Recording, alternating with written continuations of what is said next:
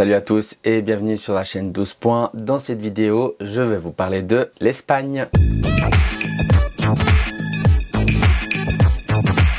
Depuis 2022, la RTVE organise le Benidorm Fest comme sélection nationale et avec cette méthode, les résultats sont bien meilleurs que dans les années 2010 pour le pays ibérique. Cette année, c'est le duo Nebulosa qui a remporté le festival en arrivant premier ex-aequo du vote du jury, troisième du vote démoscopique et premier du télévote. Nebulosa est un duo d'électropop espagnol originaire d'Alicante. Il est composé de la chanteuse Mari Bass et du claviériste et producteur Marc D'Souza. Un duo lié à la musique comme à la vie. Ils font de la musique basée sur des sons et des mélodies des années 80. En 2019, ils sortent leur premier EP intitulé UFO et en 2020, ils sortent leur premier single, La Colmena. Plusieurs autres singles plus tard, Nebulosa sort son premier album intitulé Polié Dicra Demi et se produit par la suite dans toute l'Espagne.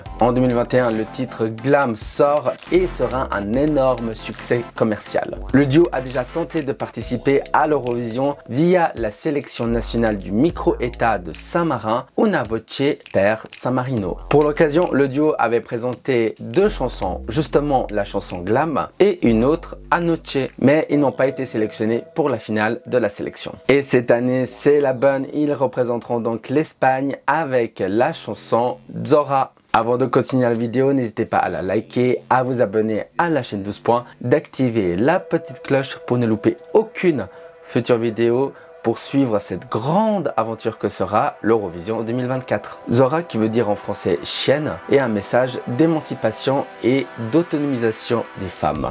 C'est une forme d'hymne féministe dédiée à la liberté des femmes qui veulent vivre leur vie comme elles l'entendent, mais qui se font stigmatiser par leur environnement social très macho. Marie assume le terme d'être une Zora et renverse la situation que pourrait être cette insulte en avantage pour elle. Car au masculin, comme en français comme en espagnol, Zorro veut dire renard, intelligent, fin, malin, rusé. Elle était dans mon top 10 de la sélection espagnole, mais j'aurais préféré que Caliente ou Remidente gagnent. Mais cela n'est pas le cas. C'est un beau message que véhicule Nebulosa et qui trouvera son public. Mais ce n'est pas une chanson qui me touche personnellement. La vibe très, voire trop années 80 et le synthé très présent me rebute. Paradoxalement, je trouve que la mise en scène proposée colle parfaitement à l'univers de la chanson. Un titre comme ça aurait marché il y a 30 ou 40 ans en concours. Mais en 2024, ce titre n'est pas assez marquant et compétitif pour espérer déjà atteindre une bonne place en finale et potentiellement une victoire.